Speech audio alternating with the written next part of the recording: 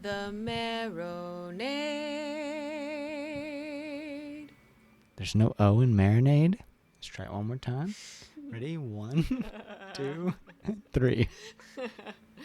The Marinade. Marinade. Bone marinade. That's The Marinade. The Marinade. With Jason Earle.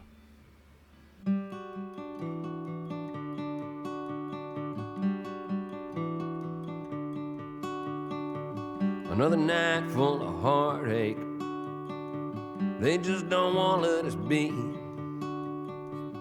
Nothing left except outcast love, but that's enough for me. That's enough for me. And I won't let them keep us apart. This love can't be bound by chains. They might come for us in the dark, but it's enough to stay.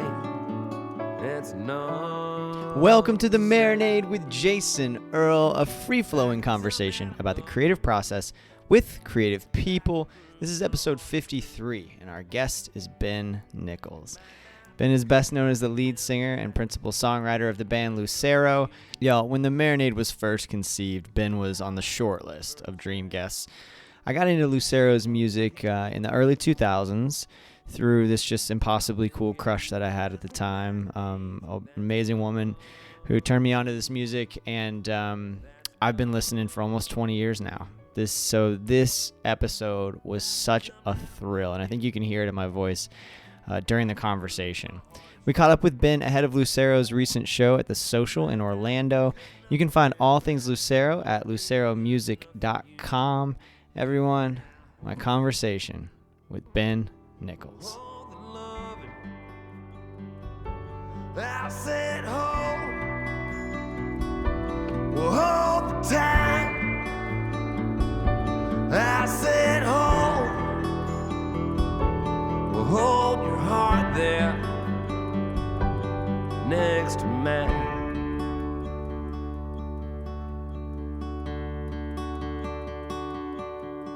So one more night here without you, and then to you I will come back.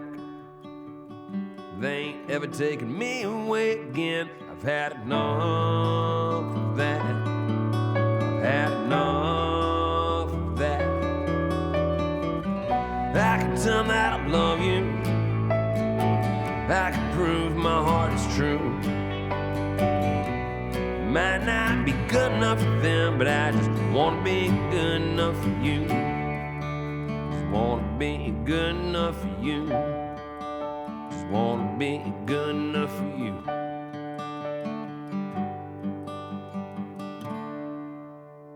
Dude, this is such an honor.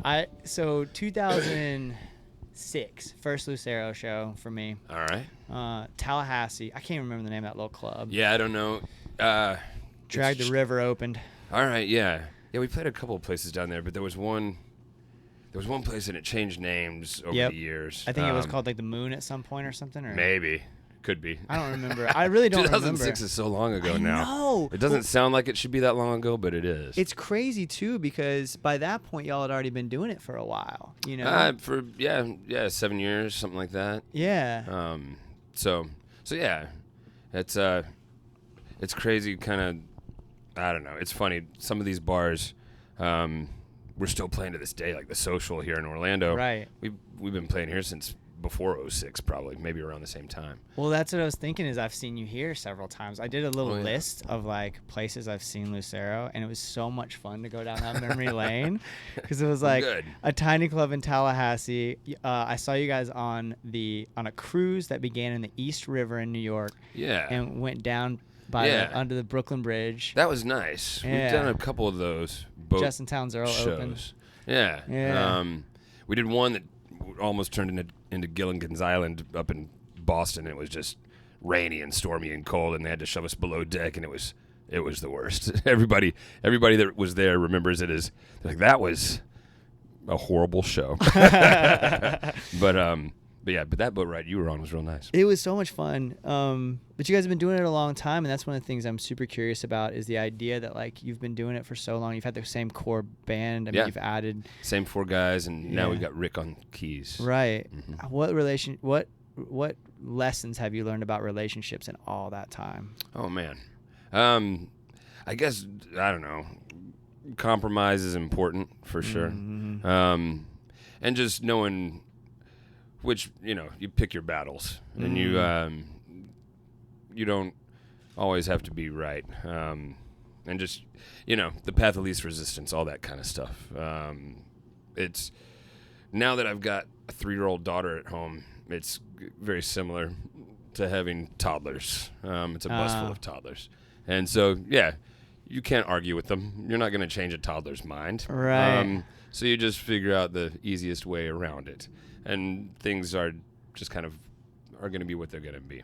And so there's no reason to blow up about anything or argue about anything, really. You just kind of work with what you've got. That's so interesting. So it's a pretty zen kind of just let things be as they will be. And that's kind of what I found to be the best way to approach things. So then did being in a band for that long and traveling with those guys for so long help make you a better parent? I think so, yeah.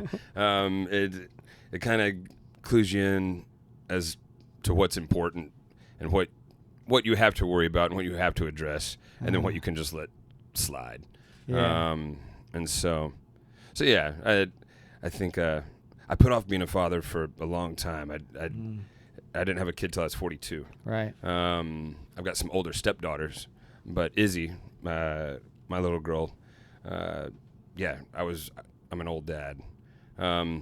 So I always thought I'd be a pretty good father, and it was something I always wanted to do.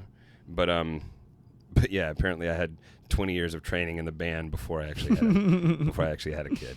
So how did that process of, having a kid of your own, how has that impacted your creative process? It's clearly coming through in your writing. Yeah, just because it's funny now she's there.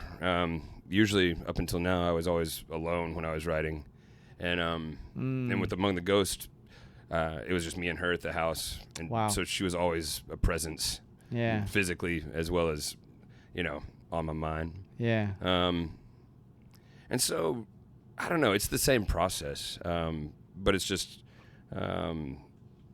there's another little person there with you, and so it can be a little more distracting, of course, but overall it was it was the same work process. I'd always I'd basically start with a guitar part or a little keyboard part or something that you like, and find a vocal melody to go over it, and then you spend months and months trying to find words that fit that vocal melody, and so she got used to me just kind of aimlessly wandering around the house playing guitar, singing this melody over and over again, trying to figure out what words I was going to fit into it. And she'd let me do that for a little bit until it was time to play or, do something fun for her. Yeah. But she kind of can't help working herself into the lyrics because she's always there. Do you think that her wanting to play, because the thing that I love about Among the Ghosts is that you've managed to maintain that whatever that thing is that makes Lucero so singular, right? You managed to maintain that. Apparently Among the Ghosts has a little more of that, whatever that is, right, than the last few records. And I understand what folks are referring to there. Like you said, it's hard to pin down exactly what that sound is, but there is something on Among the Ghosts that kind of harkens back to some of the older sounds. But lyrically, I would say no. Lyrically, it's definitely centered around the family. Yeah. And having folks back home, having folks to go back home to. And I remember doing interviews when the record came out and saying that I kind of realized for the first time I've got something to lose. Whereas before it didn't matter if I ever went home, really. Right. But now it does. It matters a whole lot, and that weighs on my mind quite a bit. And that definitely seeped into the lyrics on Among the Ghosts. So there's still a certain angst and a certain tension, and I don't know, I don't think it's a depressing record, but No, I don't either. But there's a certain melancholy to it, just because you're separated from your loved ones. Yeah. Which that melancholy existed in the past, but it was for more selfish reasons, I think. Yeah. And now it's actually a melancholy about something actually important, which is the family. So yeah. That's so beautiful. So how do you navigate that so creatively it comes out in the lyrics, but how do you navigate that feeling of I've got something to lose at home personally? Right. You try not to stay gone for quite as long. Yeah. You book tours intentionally you try to keep it to 2 or 3 weeks instead of 4, 5, 6 weeks. Yeah. And so yeah, you just make more time. You have to be more conscious about how you spend your time. And yeah, you've got to do the work, and you've still got to pay the bills. And you've got 4 or 5 other guys. You got to make sure they can pay their bills. Right. So it's but at the same time, you want to be home as much as possible. Yeah. So it's a balancing act, but it's not impossible. And I don't know, we're not at the stage or the place where we can bring our families on tour. It's logistically not feasible. Right. I know some folks do it. I know Jason Isbell does. He brings his daughter out with him a lot. And the Shovels and Rope kids, they've got 2 or 3 kids on their buses. I'm not sure how many kids they've got now. Yeah. They're just a traveling, musical family, which is awesome. Right. But with my wife working and our life at home, it's just not. I don't have that luxury, so I just have to make sure I get back as quickly as I can. I wasn't even looking at that specifically, but does that impact the number of dates that you think about scheduling? It does, for sure. Yeah. And more so now than in the past. In the old days, we were doing over 200 days a year, and just always gone. Yeah. And yeah, because I didn't have anything to go back home to. And it was tougher on some of the guys. Brian's got a 10-year-old at home. Oh, wow. So he was experiencing this, before any of us. He was the first one to have a kid. Yeah. And have to leave a kid at home. And yeah, and those were some of the busiest years of our career. And so, yeah, it was a strain, and I don't think I really realized at the time how much of a strain I was putting on him, just because we were continuing to work, and he had a baby, and yeah, that was tough on him. So was there? That's something to unpack there too. Like, was there a moment where you guys realized? I just think it's amazing you've been doing it this long. Yeah, we just don't want to. We don't want to get real jobs, and we've just avoided it for 20 years. And so we've still got a few more. We're gonna have to squeeze 10 or 15 more years out of this for sure. Right. Maybe another 20. So yeah, that's why we love what we do, but mainly we don't want to get real jobs. Right. But was there a moment where you were like, okay, we don't have to get real jobs. This is going to work. And you can have a kid and, Right. Yeah. Kind of more recently. Oh, wow. Like when the band started, I think we kind of all, even if it wasn't a conscious decision, we kind of all were in the frame of mind that this was going to be what we do. And we could, at the time, we were all living together, and our rent was $600. So, Jesus. Yeah, it was super cheap. Yeah. And we got a van, and you just go on the road, and that's just what you do. And right. Yeah, then you get older, and and priorities change. And luckily, we'd grown our audience a little bit more over the years, and monetarily, we were at a place where, we can't afford to, I can get a home loan. I can actually be an adult. And right. We can, and if you find the right lady, maybe actually have a family. Right. And yeah, but it wasn't, I don't think I could have done that when I was 28, like when the band had just started and been only around its first few years. That wasn't an option. And it wasn't, having a family back home isn't something I wanted to do. I wanted to travel the world and have fun and be in a rock and roll band. Yeah. Get in the van and go have adventures. Right. And I got to do that, and we're very lucky that we're still doing that. Sure. But yeah, I'm lucky as well that I have a family now at home, and so it's a nice, like I said, if you can make the balance work, it's kind of nice living in both of those worlds simultaneously. How did you know you were ready for that? I had maybe kind of like a little midlife crisis, right around the age of 40.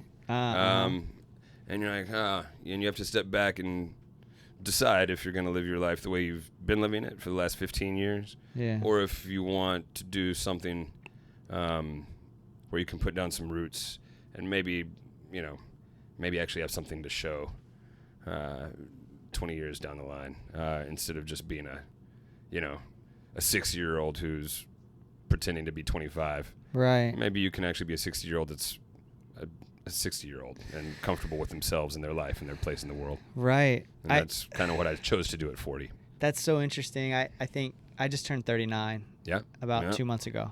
And I don't think I had a birthday that kind of hit me until 39. Oh, yeah? And then I kind of, there was something about it. Right. It seemed, I think I was kind of the same. Yeah. The 30s didn't bother me at all. Right. And I was living like I was a 22-year-old. 30s is badass because you kind of have your shit sort of figured out, and you got a little bit of coin in your pocket by then, even if you're not making good money. And but so it's the best of both worlds. Yeah. And then at 40, it's one of those kind of milestone birthdays where, in the old days, or a lot of times people when they turn 40, that's when you get the over the hill balloons and your kids all make fun of you. Right. And I was like, I don't have anybody to make fun of me or call me over the hill. I don't have anybody. And so that's, I don't know, that I definitely made a conscious decision to stop being a jackass and kind of settle down. Yeah. What kind of, do you mind opening up about what kind of steps you took to stop, as in your words, stop being a jackass? Yeah. How does one stop being a jackass? For me, it was kind of realizing that this very important person in my life was worth committing to. Mm-hmm. And all the freedom that I had enjoyed over, the existence of the band was great and fun, but it was worth giving up some of that freedom to make something meaningful. And I'm really lucky that she was still there and kind of gave me a second chance, actually. Wow. And so I didn't want to pass that up. And so that was, once I realized what I was going to miss out on, then it made it easier to stop being a jackass. Wow. Yeah. That's incredible, man. You're fortunate you had that second chance. I'm very fortunate, yes. And I love my wife very much because of it. Yeah. When we were talking process earlier, you were saying how you were at home. Is that is home where you have to write, or does it come in other places? It's funny now because I split my time between Ohio and Tennessee. And the band's all in Tennessee, but my wife and kids are up in Ohio. Interesting. And I go back and forth. And so usually, if the band's not on the road, I'm at home with the wife and kids. And my wife goes to work, and I usually stay home with Izzy, although now she's starting to go to school some. She goes to school a few days a week. And then I've got the house to myself, and I can go down in the basement and actually really focus on writing. Mm-hmm. So that's where a lot of the kind of original ideas, get formed, is up in Ohio now. Wow. And then I'll come back to Memphis, and we've got a rehearsal space there, which is actually really close to Sam Phillips' studio, which is where we did Among the Ghosts, and we'll probably do the next record as well.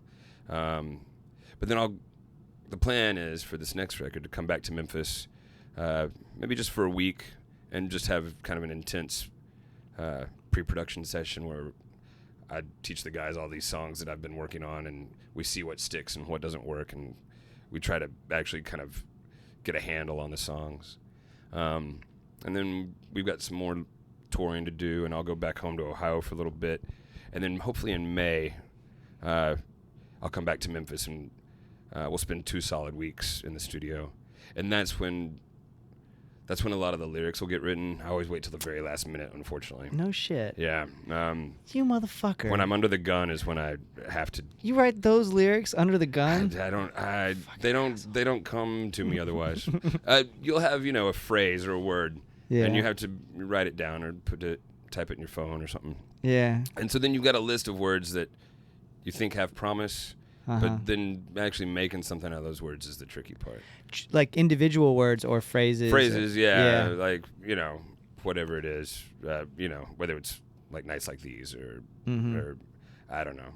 I found actually the other day in my phone, I was going back and looking through old notes, and I found the note that I'd written where I'd typed stop living among thee, and then I had a question mark there. And like I was like, if something about shadows, and if I can get out of the whatever, and I'll no longer walk among the, and I had a question mark. I was like, oh, look at that. That's dope. That's like totally among the ghosts. And that was just finding that word ghosts. It was literally like our second to last day in the studio when I was like, ghosts. And then it brought it all together. I'm like, and that's the title of the record. I'm like, wow. It was a little harrowing that it took right up until the very end to figure that out. Do you have any idea where ghosts came from? Not exactly. I knew I wanted the record to have kind of a, I don't know, kind of serious quality to it. Kind of, I don't know. I wanted it to be a little more literary in style. Sure. Maybe with, not biblical references really, because I'm not very familiar with the Bible. But I don't know. I wanted it to have a certain kind of weight to it. And so, yeah, I think I was, in the valley of the shadow of death kind of frame of mind when I was trying to find something to put in these songs that had that kind of weight. I think that's probably, I don't know if it was the Holy Ghost or I'm not exactly sure what sparked that, but it was some kind of, I wanted to find something kind of serious to put in there. And whether you believe in ghosts or not, I guess that was, I figured it would work. I increasingly am. It's tricky. I'm always on the fence. It depends on what day you catch me. Yeah. And how much Travel Channel I've been watching. Or how many ghosts you've run into. I've never really run into one. So oh, really? I really don't think I have. My wife has a great story about her and her sister when they were little. They lived on a farm up in rural Ohio. And the old farmhouse had been there since the 1800s. And but her sister could conjure a shadow on the wall, and it's the shape of a man wearing a hat, and he had an axe. But she could tell him to go away, and he would go away. Jeez. And my wife swears by it. I'm like, really? She's like, yeah, she could make him, he would show up, and then she could tell him to go away. And I'm like, I don't know. And I believe my wife, obviously. Yeah. But I don't know if I believe in ghosts, though, still. I don't know. I haven't seen anything like that, but my partner, Kristen, I don't think I've ever talked about this on the show. Oh, no? What you got? We're convinced it's our dog. Really? Yeah. Because it's kind of playful what'll happen. Right. And we haven't seen as much of it lately. Huh. But I also think we haven't seen as much of it since the other dog passed away. Interesting. But before, shit would just end up some other place. Right. And in silly places. And it's like neither one of us did it. Right. Right. Nobody else was in our house. It's just the two of us there. Or like there would be sometimes I will feel on the bed. I can't believe I'm saying this. I will feel on the bed. We have a puppy, but if the puppy's not there in the bed with me, right. I will feel a dog. Man, yeah, that's crazy. Bouncing around. But I want to believe in stuff like that. Yeah. But then if you believe in stuff like that, then you've got to believe in all this other stuff too, possibly. Right. Like God or Christian faith, maybe, or whatever kind of religious faith. Right. I don't know. I'm not sure Christianity is very consistent with ghosts, but I don't know. Maybe not. Yeah. I don't know. But spirituality for sure, right? But and some higher power. Exactly. Some kind of, I don't know. I basically just watch ghost shows on Travel Channel, maybe. So where do you land? So you don't know. I can't. I'm up in the air. Like one day I'm like, oh God, yeah, for sure. There's definitely something out there. And then other days I'm like, no, that's ridiculous. It's going to be much more. That's too easy of an answer, I think. Right. Like, as far as eternal life goes, like, yes, the stuff we're made of doesn't go anywhere. Right. It's going to exist, and there might even be some kind of weird spiritual thing where you become part of a bigger spirit. Who knows? Right. But that seems much more likely than a place in the clouds where you see all your relatives again. Right. That doesn't seem that's too convenient. It is. That's too close to what we actually want. So that obviously can't be the right answer. Yeah, yes and no. I mean, I definitely don't think that's it, but I say definitely. I don't fucking know. No, there's no way to use the word definitely. Yeah. And so, I don't know. I don't have the answers. Yeah. But I don't know, to kind of bring it back around. And obviously, Among the Ghosts record isn't a philosophical record in any way, or, I'm not doing any kind of, spiritual questioning or journey of any kind on the record. But the songs do, at least for me on a personal level, I don't know. It's kind of as close to religion as I'm going to ever really get. Mm-hmm. That's my going to church. Right. That's beautiful. And so, I don't know. So, yeah, there's some ghosts in there for sure. Well, because you can believe in love, dude. I do. I genuinely do. Yeah. Yeah. And especially now, like, right. what I've got with my wife and my daughter, yeah, it's different than anything I've ever had before. So, right. So, yeah, I don't know. It's a nice place to be right now. That's beautiful, Ben. Is the new record you were just talking about, mm-hmm. how far along are some of those songs? I've got like 12, 14 pieces of music, but only one that has finished lyrics, and maybe 2 or 3 others that are pretty close. But I've got a lot of lyrics to write. I got a lot to do. Okay. But I've got some ideas, and I don't know.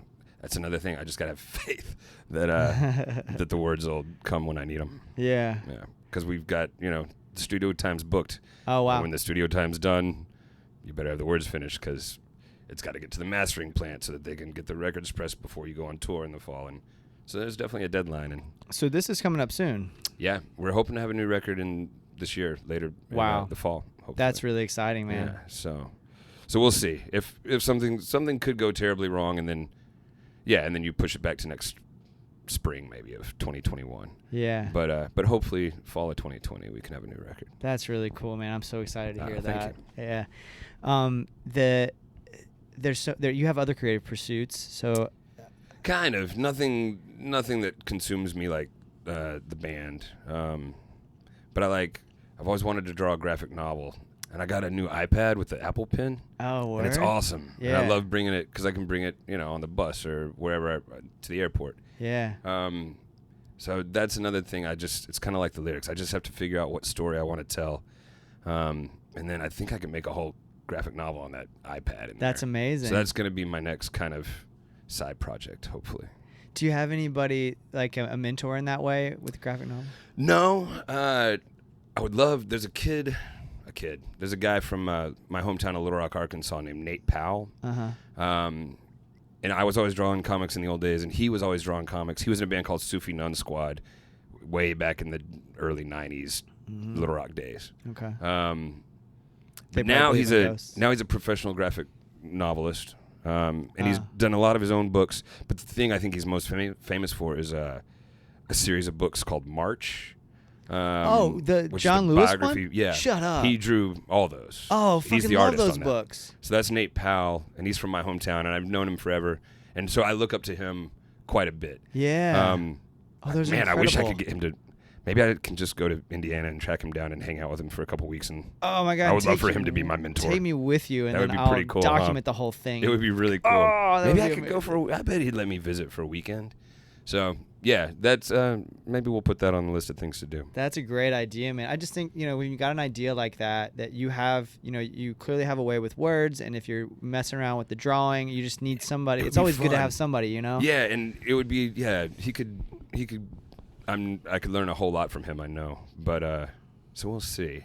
That's something I've always wanted to do. And I was drawing a lot more before the band started, and I was I have a feeling if the band wouldn't have taken off, I would have gotten more serious about the graphic novels and the art. Yeah. But the band became the driving force kind of in my life. So Right. But it would be nice to go back and finally do one of those. I talk about that a lot too, that creative capital. Like if you're writing songs or if you're making music, it's really difficult to find the time to also chase those other things. It is. And then have family life. Right. And yeah, it's not be a jackass. And not be a jackass all at the same time. Yeah. It can be tricky. Yeah. What about any acting lately? No. And that's just that it's real that I just do if somebody insists, and I kind of begrudgingly. Acting's not something I ever want to pursue. Okay.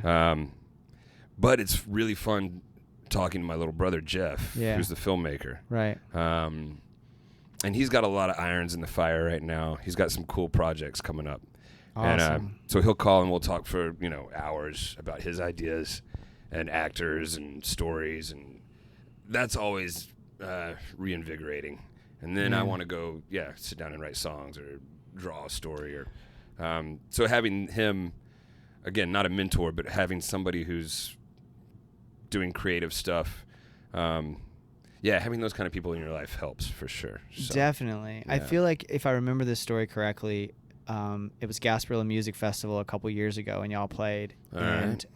You played Loving. I think you had written it like the day before or 2 days before or something. Maybe so. I wrote that one real quick. I remember we'd gotten home from England, and I was on a weird schedule, and that song, I wrote it in an hour or two. Wow. And then drove around in the car listening to the little demo of it. And wow. I was like, this is good. This is good. And that rarely happens. Usually it's a struggle that takes months and months. But that one I got lucky with, and it just kind of wrote itself. It was good. Right. That's awesome. Treme is probably my favorite TV show ever. Man, it was really good. Different from The Wire, of course. Right. But that was a big honor to be asked to perform on that. Yeah. And then to actually be given lines in an actual scene with one of the main characters. Yeah, that was you got huge. to play the coolest. You got to play you, but it was a super cool version of you. Exactly. Not exactly. Yeah, it was pretty awesome. So that was huge. And then the guys from The Walking Dead using Last Pale Light in the West, that was huge. That's amazing. We've had some nice mile markers along the way.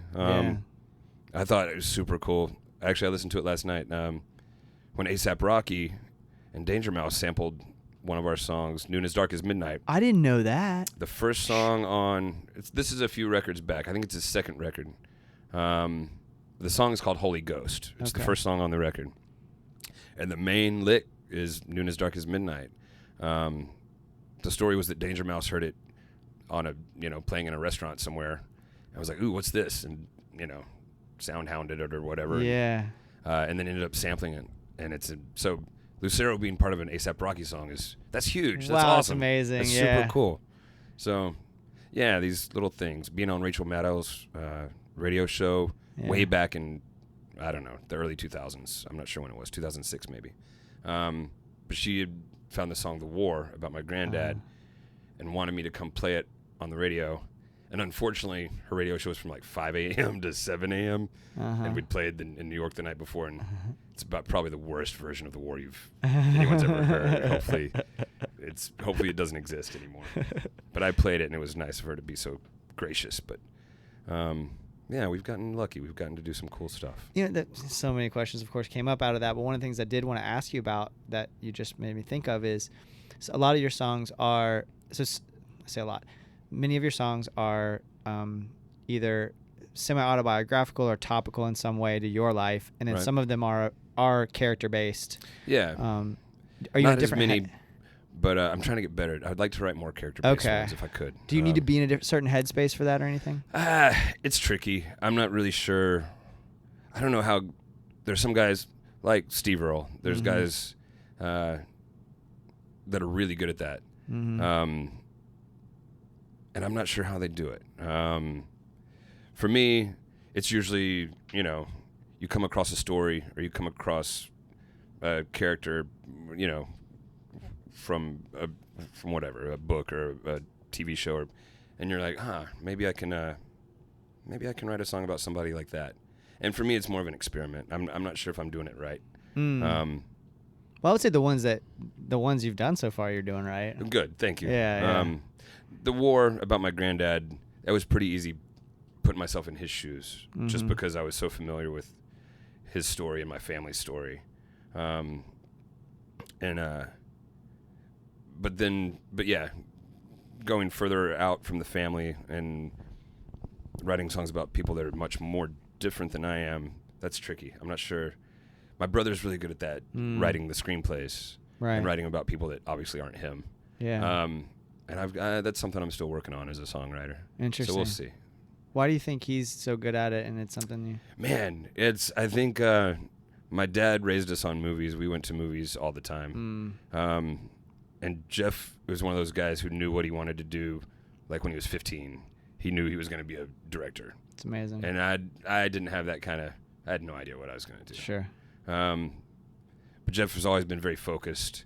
And so, yeah, just from day one, he was pretty good at writing other people's words. Yeah. Although I've given him a lot of the stories. Like there might be a bike riders project that he might do. And that's no way. Totally inspired by the song that I 100% wrote, and he wouldn't know anything about it if it wasn't for me. That's so exciting. We'll see. You can't. Don't hold me to anything. Okay. But just even the thought of that is really exciting to me. Because I like his films a lot. So yeah, he's great. Yeah. Man, yeah, and he's got a lot of Shotgun Stories. The first one is about brothers basically, and so we've always been it's always been nice having the brothers, and we've always been an influence on each other, and yeah, I'm real proud of his success. That's really cool, man. Well, Ben, I don't want to take too much more of your time. You've been so gracious. Man, I appreciate it.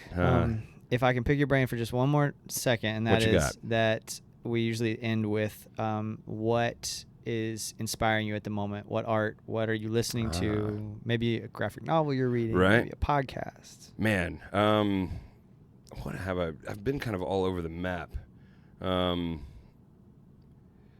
But what I seem to go back to kind of over and over again, right now, this might sound silly, but it's fairy tales and I don't know, kind of Irish folk tales, mythology. I've always been a sucker for all that stuff, but I might tap into some of that a little bit more to maybe just as inspiration for the lyrics, if not actual writing of fairy tales. But maybe, I don't know. I'm not sure if it'll work or not. It might throw some people off, but we'll see. Anything that gets me writing is worth a shot. Right. So yeah, Irish mythology and folk tales and some fairy tales and that kind of stuff. I don't know. It's been used a lot for different things. But it's a pretty deep source of material. I figure I can carve some stuff out of there for sure. So many characters and then the archetypes show up in your own life too. You know? Yeah. And I love those.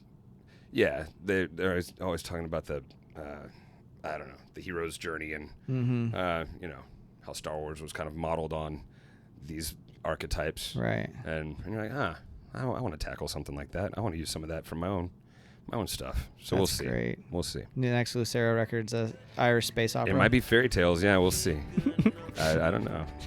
Dude, this is such a pleasure. Thank you so much. Thank you very much. I appreciate it. Hell yeah. Dude. A love we can't afford to lose. I'll take care of you the rest of my days if that's enough for you. If that's enough for you. I can tell them that I love you. I can prove my heart is true. It might not be good enough for them, but I just want to be good enough for you. And now home. Ben Nichols, y'all, thank you so much, Ben. What an incredible honor. Thank you to everyone who works with Lucero. They treated us so well, and that treatment has deepened my connection with one of my favorite bands of all time. LuceroMusic.com for all things Lucero. Also, give them a follow on social media. Give us a follow on social media at Marinade Podcast on most platforms.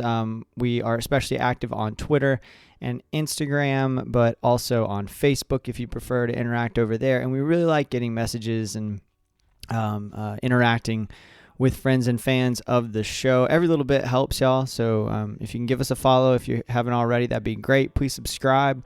Also on your podcast app, that makes a big difference. Go to marinadepodcast.com for all things Marinade, including written pieces and concert photography. I recently wrote about my experience taking a train from here in Orlando, where I'm based, to Tampa for one of my favorite weekends of the year, Gasparilla Music Festival, and I'd love for y'all to read it. It was a wonderful weekend, and I really enjoyed writing about that experience as well. If you really like what we're doing, if you're a fan of the show who wants to dive a little bit deeper, please consider joining our Patreon community, where for just a few bucks a month, you can get access to our Patreon-only show, Jason's Journey, where I talk about the moments that have shaped my creative life. Also, an easy way to get any new swag that we have, stickers, that kind of thing.